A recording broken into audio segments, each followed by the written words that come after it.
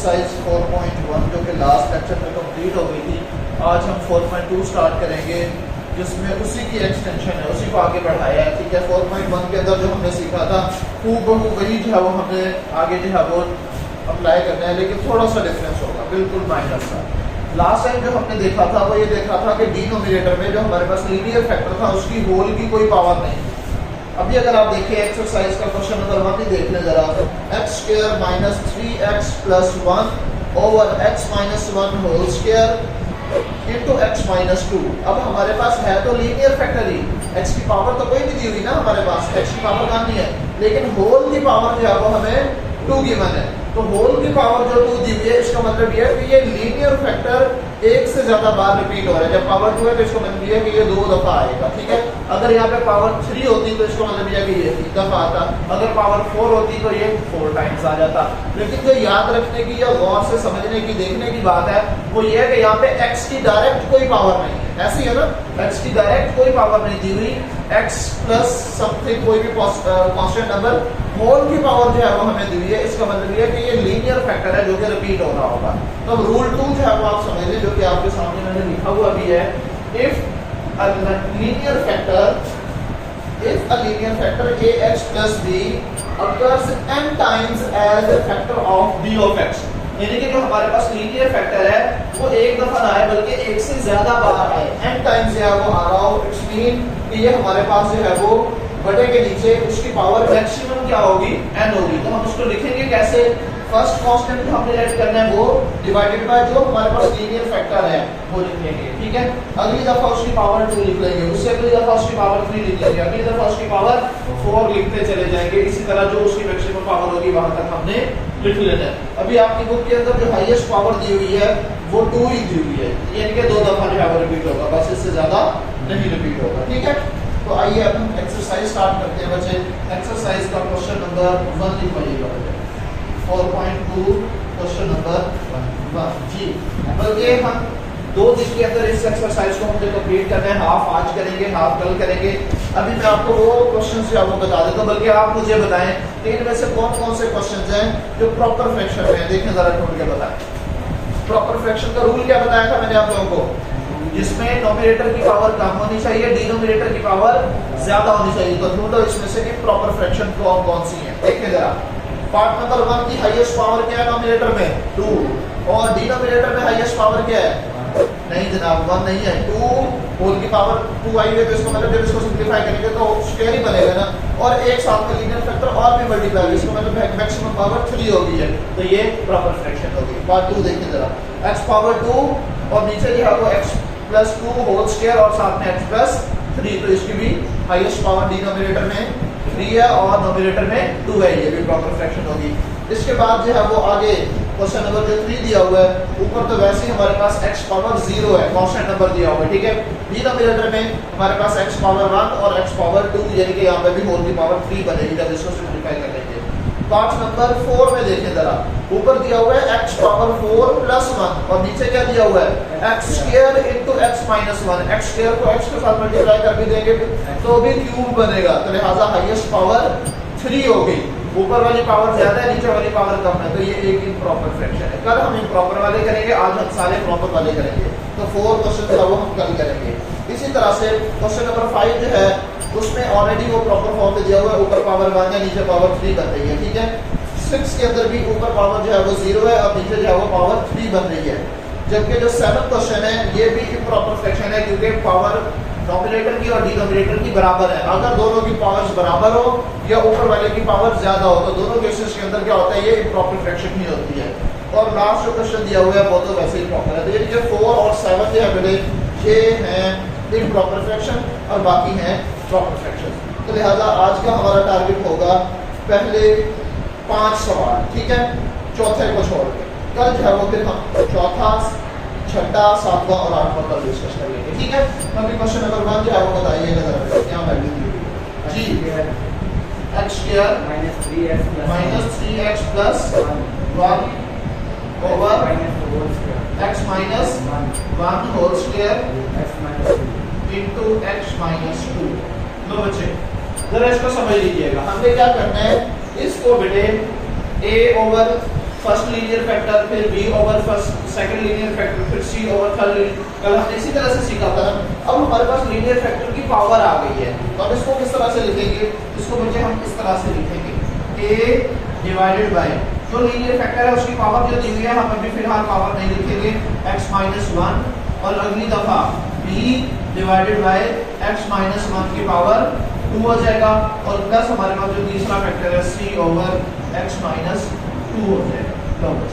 This is our equation number 1। ठीक होगी बात, यहाँ तक क्लियर है?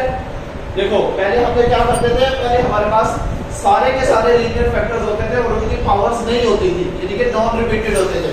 तो हम क्या लिखते थे, x minus 1 into x minus फिर 2 हो जाता था। अब यहाँ पे x माइनस 1 का स्क्वायर है, पहले एक दफा सिंगल पावर के साथ फिर डबल पावर के साथ। अगर यहाँ पे पावर 3 होती तो c के नीचे इसकी ट्रिपल पावर आ जाती, अगर यहाँ पे पावर 4 होती तो d के नीचे इसकी पावर 4 आ जाता। ठीक है, फिर उसके बाद लास्ट में जाके हम x माइनस 2 लिखते हैं। जैसे मैंने अभी आपको बताया कि लास्ट में हमारे पास a power a x plus b power n यानी कि लीनियर फैक्टर की हाईएस्ट पावर आ जाएगी। पहले इसकी पावर सिंगल, फिर डबल, फिर ट्रिपल, फिर 4, फिर 5, फिर 6 और लास्ट में n पावर आ जाएगी। बात यहाँ तक क्लियर है बच्चे? अगले स्टेप में हमें क्या करना है, इसके डिनोमिनेटर पे जो भी वैल्यू है उसको दोनों तरफ हर एक वैल्यू के साथ क्या कर देना है, मल्टीप्लाई कर देना है। तो जब दोनों तरफ मल्टीप्लाई करेंगे, आप यहाँ पे लिखे बेटे multiply 1 by x minus 1 whole square into x minus 2। अब ये देखो, जब इस पूरी वैल्यू को इसके साथ मल्टीप्लाई करेंगे तो x minus 1 whole square x minus 1 whole square से cancel, x minus 2 x minus 2 से कैंसिल, तो क्या बच जाएगा x square minus 3x plus 1। ठीक है, अब राइट साइड पर क्या होगा, ये है x माइनस 1 की पावर 2 और इधर क्या है x माइनस 1 की पावर 1, तो एक कट जाएगी, एक x पावर माइनस 1 बच जाएगा ना, और साथ में जो हमारे पास x माइनस 2 है वो भी बच जाएगा। तो क्या लिखेंगे फिर हम a into x minus 1 into x minus 2। यहाँ तक बात क्लियर है? यहाँ पे होल पावर 2 है तो इसकी भी पावर 2 है, ये दोनों कट जाएंगे, क्या बनेगा plus b into x minus 2 plus, अब x माइनस 2 x माइनस 2 के साथ कट जाएगा, जो बच गया वो है x माइनस 1 होल का स्क्वायर, वो c के साथ आ जाएगा, x माइनस 1 होल का स्क्वायर। यहाँ तक बात क्लियर है बच्चे? अच्छा, उसके बाद अगले स्टेप में हमने इसको सिंपलीफाई करके रीअरेंज कर लेना है। अभी मैं इसी को सिंपलीफाई कर रहा हूँ। अच्छा देखो बेटे, इनको अगर मैं मल्टीप्लाई करूँ, यहाँ पे क्या बन जाए, x square minus 3x plus 1 which is equal to, ये a एज इट रहने दे, x multiply by x square हो जाएगा, x multiply by minus 2 minus 2x हो जाएगा, x multiply by minus 1 multiply by x minus x minus minus plus 2 1 2। ठीक है बच्चे, प्लस ये b into x minus 2 as it plus c into x minus 1 whole square.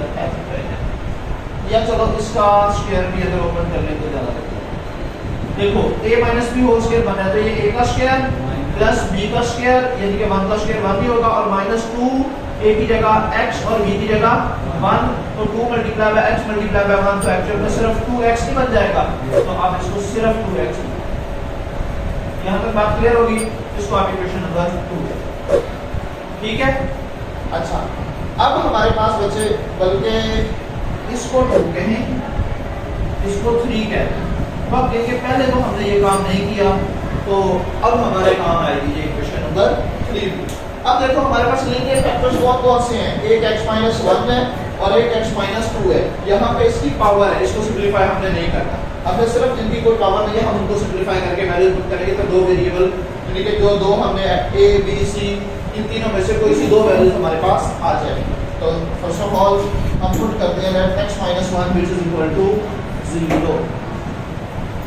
Late x minus 1 is equal to 0, zeros method को use करते हुए, it implies that x is equal to 1 हो जाएगा, और इसको किस इक्वेशन के अंदर पुट करेंगे, इक्वेशन नंबर 2 के अंदर हमने पुट कर देंगे। जहां जहां पे x आ रहा है वहां पे हमने क्या पुट करना है बच्चों, 1 जो है वो पुट कर देंगे। तो यहाँ पे x का स्क्वायर यानी कि 1 का square minus 3 into 1 minus plus 1 which is equal to, अब यहाँ देखो बेटे हमारे पास x की जगह क्या है वैल्यू पुट करने के लिए +1। अगर मैं यहाँ पे +1 पुट करता हूँ, +1 - 1 0 हो जाएगा। 0 multiply by this whole value 0, 0 multiply by a सारा ही 0 हो जाएगा। लिहाजा पहली वैल्यू क्या आ जाएगी 0 आ जाएगी। आगे चलते हैं। प्लस यहाँ पे हमारे पास अगर मैं +1 पुट करता हूँ तो 1 - 2 तो -1 बच जाएगा। -1 मल्टीप्लाई बाय b -b बच जाएगा। तो यहाँ पे मैं लिख देता हूँ फिलहाल b × 1 - 2 प्लस c × यहाँ पे क्या है 1 - 1 नहीं हो जाएगा 0, 0 मल्टीप्लाई बाय c सारा ही 0 हो जाएगा। लिहाजा इसको भी आप 0। क्लियर है बच्चे यहाँ तक बात? लेफ्ट साइड को सॉल्व कर लो और आंसर निकाल लो। 1 का स्क्वायर 1 नहीं होता है। -3 multiply by 1 -3 plus 1 as it और ये 0 ये 1 - 2 -1 मल्टीप्लाई बाय b हो जाएगा। 1 और 1 2 हो जाएगा। 2 - 3 तो -1 which is equal to -b और माइनस को माइनस के साथ कैंसिल कर दें तो b इक्वल टू किसके आ जाएगा 1 के आ जाएगा। एक वैल्यू हमें मिल गई है बच्चों। दूसरी वैल्यू मालूम करने के लिए हमें सेकंड लीनियर फैक्टर लेना है जो कि x - 2 है। इसको भी इक्वेशन नंबर 2 के अंदर पुट करेंगे। ठीक है। Now x - 2 which is equal to 0 it implies that x is equal to 2 और इसको पुट कर देना है किसके अंदर 2 के अंदर। किस इक्वेशन के अंदर इक्वेशन नंबर 2 के अंदर हमने पुट कर देना। जहां पे x आ रहा है वहां पे क्या आ जाएगा 2 आ जाएगा। तो यहाँ पे बेटे इसी को देख के लिख लें। 1 की जगह आप सिर्फ 2 पुट करते जाएंगे। 2 का square -3 × 2 + 1 which is equal to। अब यहाँ पे देखो बच्चे अगर मैं यहाँ पे +2 पुट करता हूँ तो +2 - 2 0, 0 मल्टीप्लाई बाय दिस फैक्टर फिर 0, 0 मल्टीप्लाई बाय a फिर 0। तो a की वैल्यू अभी भी हमारे पास नहीं आई। तो यहाँ पे क्या आ गया 0 आ गया। उसके बाद अगर मैं यहाँ पे +2 पुट करता हूँ 2 - 2 अगेन 0, 0 मल्टीप्लाई बाय b फिर 0 आ जाएगा। ठीक है। तो यहाँ पे प्लस ये भी 0 आ जाएगा प्लस c। अब यहाँ पे x की जगह क्या पुट किया जाएगा 2 पुट किया जाएगा। तो ये 2 - 1 और उसका स्क्वायर। 2 का स्क्वायर कितना होता है 4 -3 to the 6 + 1 which is equal to ये 0 ये भी 0। 2 - 1 1 का स्क्वायर क्या होता है 1 नहीं होता है। 1 मल्टीप्लाई बाय c c हो जाएगा। 4 + 1 5 - 6 तो -1 which is equal to c या आप ये कह सकते हैं कि c is equal to -1।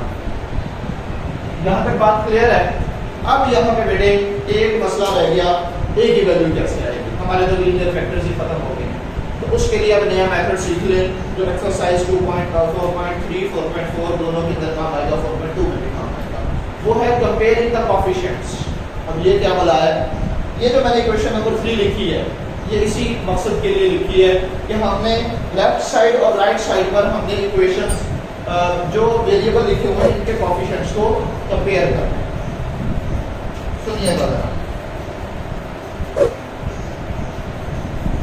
Comparing the coefficient of. अब बात सुनिएगा बेटे आपकी इक्वेशन की लेफ्ट साइड पर हाईएस्ट पावर ऑफ वेरिएबल कितनी है 2 है। राइट साइड पर हाईएस्ट पावर ऑफ वेरिएबल कितनी है स्क्वायर ऐसे ही है। तो इसका मतलब दोनों तरफ जो मैक्सिमम पावर है वो क्या है 2 है।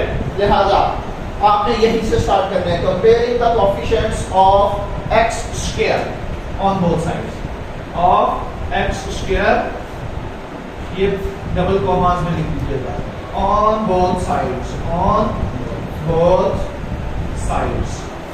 जरा इसको समझ लीजिएगा। हमें सिर्फ कंपेयर करना है कि लेफ्ट साइड पर कौन कौन से वेरिएबल्स हैं जिसकी पावर 2 है उसका सिर्फ कोएफिशिएंट लिख लेना है। तो हमारे पास एक ही वेरिएबल है लेफ्ट साइड पर जिसकी पावर 2 है वो है x स्क्वायर और उसका कोएफिशिएंट कुछ भी नहीं है तो क्या होगा तो यहाँ पे लेफ्ट साइड पे वैल्यू क्या आ गई है राइट साइड पर हमारे पास कौन कौन से वेरिएबल हैं जिसकी पावर 2 है ax स्क्वायर जब a को मल्टीप्लाई करूंगा तो ax स्क्वायर हो जाएगा। लिहाजा x स्क्वायर का एक कोएफिशिएंट होगा a और x स्क्वायर का एक कोएफिशिएंट होगा c। यही दो वेरिएबल है ना तो लिहाजा राइट साइड पे हमने a प्लस c। ठीक है। अब देखो c की वैल्यू तो ऑलरेडी हमारे पास है एक ही वैल्यू ढूंढनी थी, निकल आएगी यहीं से। और ये सबसे आसान मेथड है, ये जीरोस मेथड से भी ज्यादा इजी है। सिर्फ आपने क्या करना है, यहाँ पे थोड़ा सा टाइम लगेगा इक्वेशन को सिंपलीफाई करने में, उसके बाद आप कोएफिशिएंट्स को कंपेयर करते जाएं और आंसर निकालते चले। अब यहाँ पे देखो बेटे, यहाँ से a की वैल्यू हमने निकालनी है, c की वैल्यू कितनी आई हुई है 1 which is equal to a minus 1 हो जाएगा। ये प्लस c था, लेकिन इस c की वैल्यू माइनस में है तो लिहाजा प्लस माइनस माइनस 1 हो जाएगा। इस माइनस को जब इधर लेके आएंगे तो ये क्या बन जाएगा, it implies that 1 plus 1 which is equal to c नहीं a, इट मींस a किसके इक्वल आ गया 1 plus 1 2 के इक्वल आ गया। लो बच्चे a b c तीनों वैल्यूज आ गई है हमारे पास आंसर आ चुका है। फाइनली आपने a b c की वैल्यूज को पुट कर देना। ये क्वेश्चन नंबर 3 थी, इसको आप इक्वेशन 4 कहें, इसको आप इक्वेशन 5 कहें और इसको आप इक्वेशन 6 कहें। और आपने क्या करना है, इक्वेशन 4, 5 और 6 को इक्वेशन नंबर 1 के अंदर पुट कर देना तो आपका आंसर आ जाएगा। तो यहाँ पे लिखें पुट 4, 5 and 6 in 1। तो बच्चे ये था हमारा क्वेश्चन। x स्क्वायर लिखवाइएगा जरा, minus 3x plus 1 over x minus 1 whole square into x minus 2 which is equal to a की वैल्यू क्या आ रही है प्लस का 2, सो लिखेंगे 2 डिवाइडेड बाय x माइनस 1, ठीक है।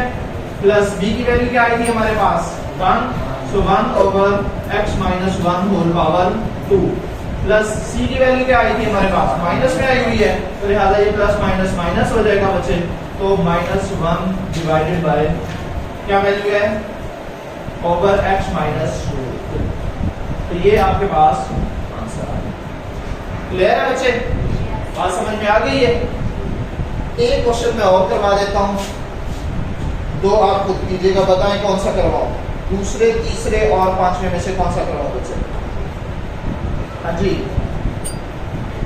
जल्दी जल्दी बताओ बच्चे।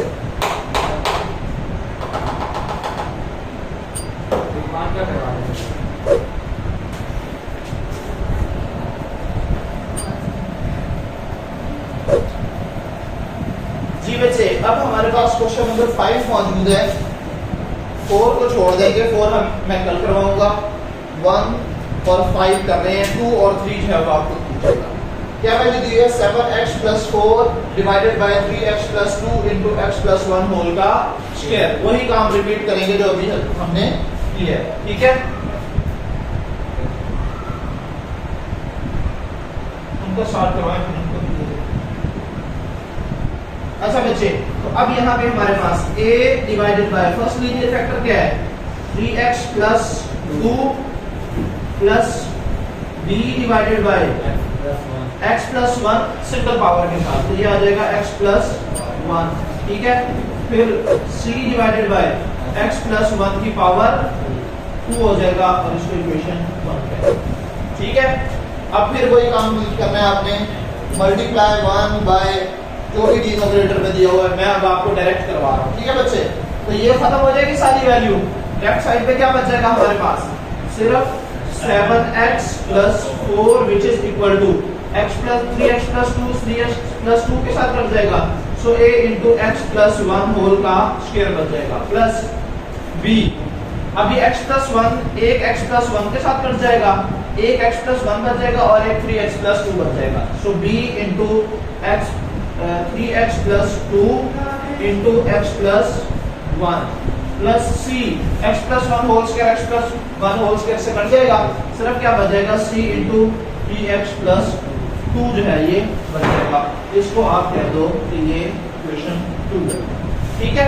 फिर आगे एक स्टेप मजीद सिंपलीफाई कर लेते हैं ताकि कोएफिशिएंट्स को कंपेयर करने में हमारे पास आसानी रहे। ये बल्कि एक और काम करते हैं, अब मैं आपको सारे ना आंसर्स कंपेयरिंग द कोएफिशिएंट से निकाल के देता हूं, ठीक है। तो अब जरा इसको सिंपलीफाई करते हैं। 7x plus 4 which is equal to a, इसका अगर हम स्क्वायर ओपन करें तो ये x स्क्वायर प्लस 1 का स्क्वायर 1 प्लस 2x, ठीक है बच्चे यहाँ तक।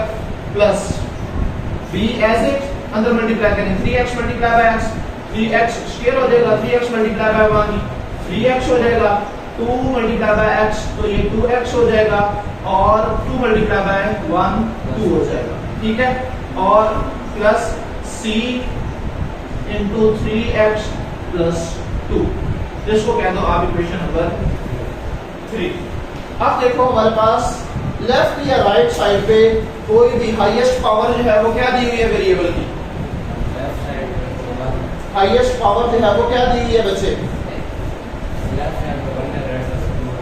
राइट साइड पर 2 है। अच्छा बल्कि एक और बात बेटे, अभी हम ना डायरेक्ट इसमें से वैल्यू निकाल नहीं सकते कंपेयरिंग द कोएफिशिएंट से, उसकी वजह अब यहाँ पे a भी x स्क्वायर का कोएफिशिएंट बन रहा है, b भी x स्क्वायर का कोएफिशिएंट बन रहा है, किसी एक की भी वैल्यू हमारे पास नहीं है, तो डायरेक्ट दो, फिर आपको वो साइमल्टेनियस इक्वेशन लीनियर जो होती हैं वो लंबा चौड़ा खाता हो जाएगा, वरना आप ये कर सकते थे, लेकिन अभी पॉसिबल नहीं है क्योंकि आपके पास कोई एक वैल्यू भी नहीं है, कम से कम किसी एक वेरिएबल की तो वैल्यू हो ना आपके पास, ठीक है, ताकि आप जब उसको पुट कर सके। तो फिलहाल फिर हम एक वैल्यू निकाल लेते हैं, उसके बाद जो आगे पुट करेंगे।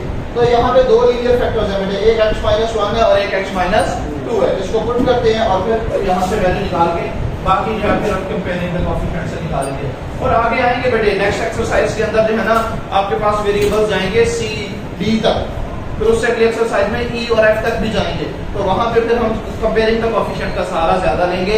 ये लीनियर फैक्टर्स तो हमारे पास होंगे ही नहीं, बल्कि लास्ट एक्सरसाइज के अंदर तो हमारे पास क्वाड्रेटिक और रिपीटिंग फैक्टर्स आएंगे, ठीक है, यानी कि पावर भी 2 होगी और उसको सिंपलीफाई भी नहीं कर सकते होंगे, ठीक है, तो उसमें हमारे पास होगा ही कंपेयरिंग द कोएफिशिएंट, तो वहां पे आप ज्यादा बेहतर से पूछिए।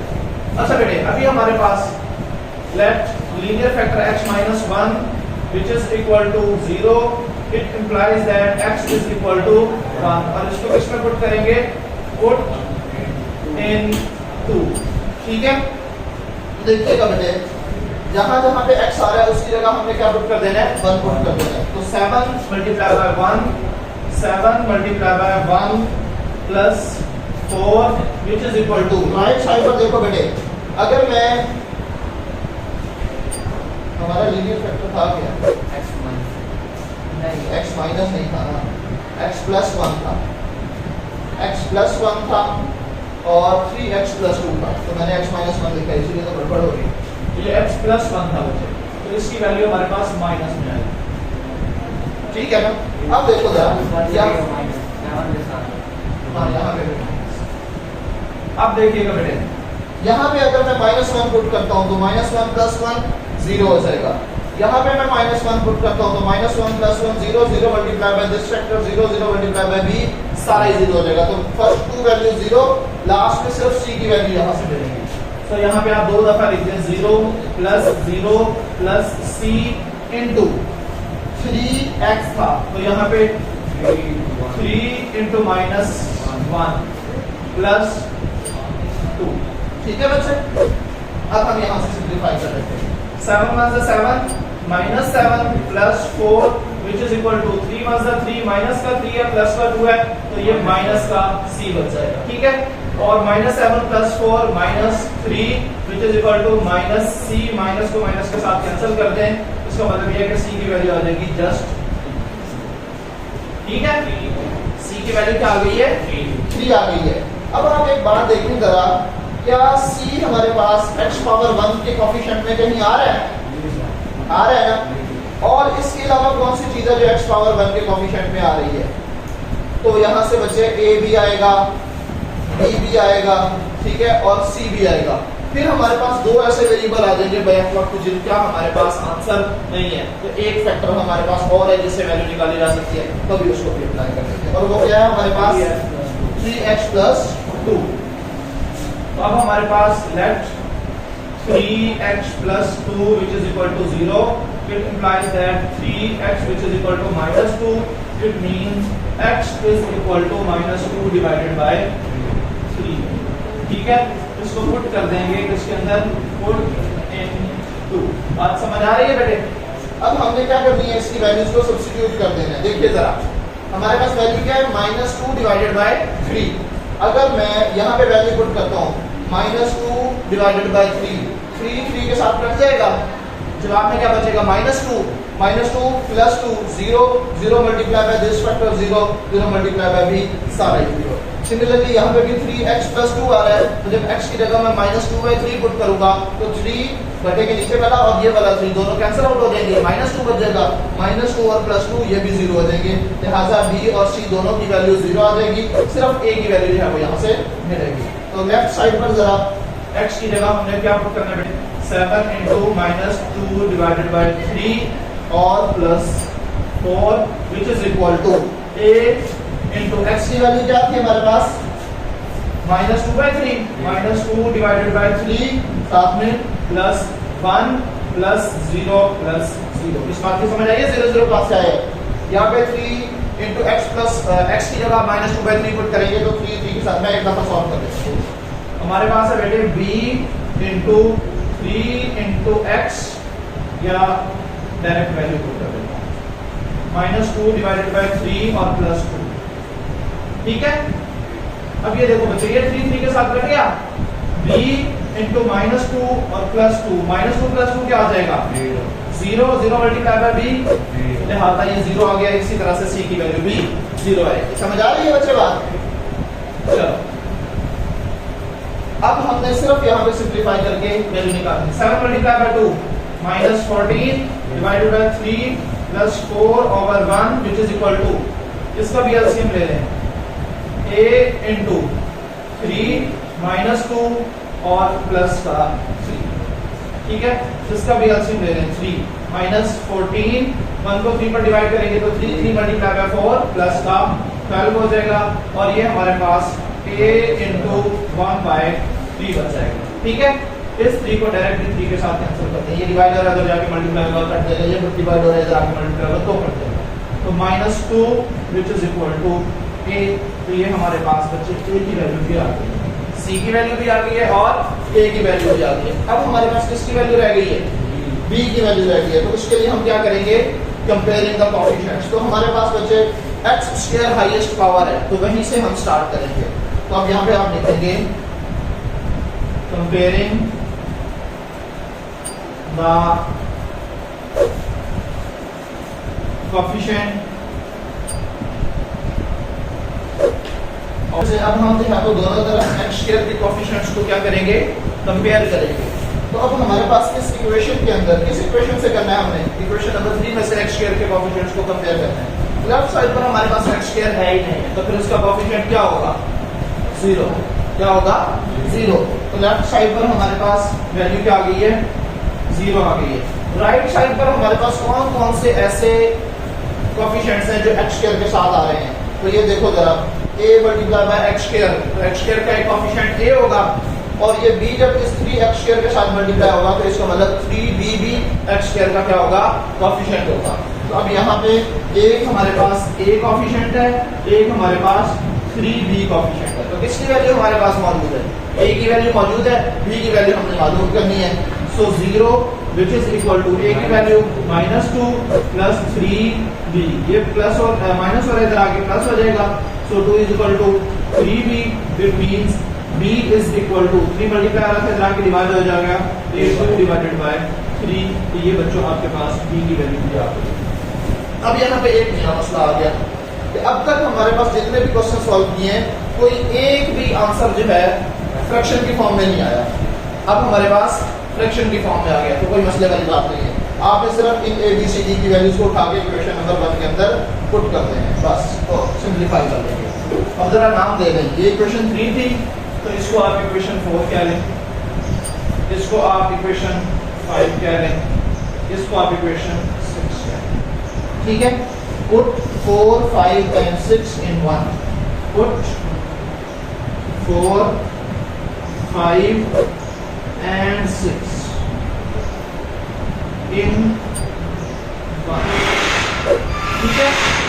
तो हमारे पास क्या बन जाएगा बच्चे, ये था क्वेश्चन, इसको हम जो है वो हमें यहाँ पे नोट कर लेना। 7x लिखवाइएगा बेटे, 7x plus 4 divided by 3x plus 2 into x plus 1 whole का स्क्वायर, ठीक है। विच इज इक्वल टू क्या था हमारे पास, a over 3x plus 2, a की वैल्यू क्या आई हुई है, -2, so -2 over 3x plus 2 plus b की वैल्यू हमारे पास क्या आई है, 2/3, तो अभी आप इसको लिख लें 2 डिवाइडेड बाय 3 डिवाइडेड बाय, इसके डिनोमिनेटर में हमारे पास फैक्टर क्या था x प्लस 1 प्लस c की वैल्यू क्या आई हुई है हमारे पास, सॉरी यहाँ पे c की वैल्यू लिखें, c की वैल्यू क्या थी 3 थी, so 3 divided by x plus 1 whole का स्क्वायर। अब क्या रह गया सिर्फ ये जो 2/3 है ये एक्चुअल में इसी बटे के नीचे आ जाएगा और ये इसके साथ मल्टीप्लाई हो जाएगा 3 और सिर्फ ऊपर 2, ठीक है जी। ये इतना सा डिफरेंस है, आपको कोई चेंज नहीं, तो ये आपके पास जो है वो आंसर आ गया। इसकी सम के फॉर्म में तरतीब आगे पीछे हो जाए तो कोई फर्क नहीं पड़ेगा, ठीक है। तो ये बच्चे आपका जो है वो क्वेश्चन नंबर 5 का जो है वो आंसर है। आज के लिए बस इतना ही काफ़ी है, बाकी रिमेनिंग जो 4 सवाल हैं वो इंशाल्लाह हम सुबह डिस्कस करेंगे, ठीक है।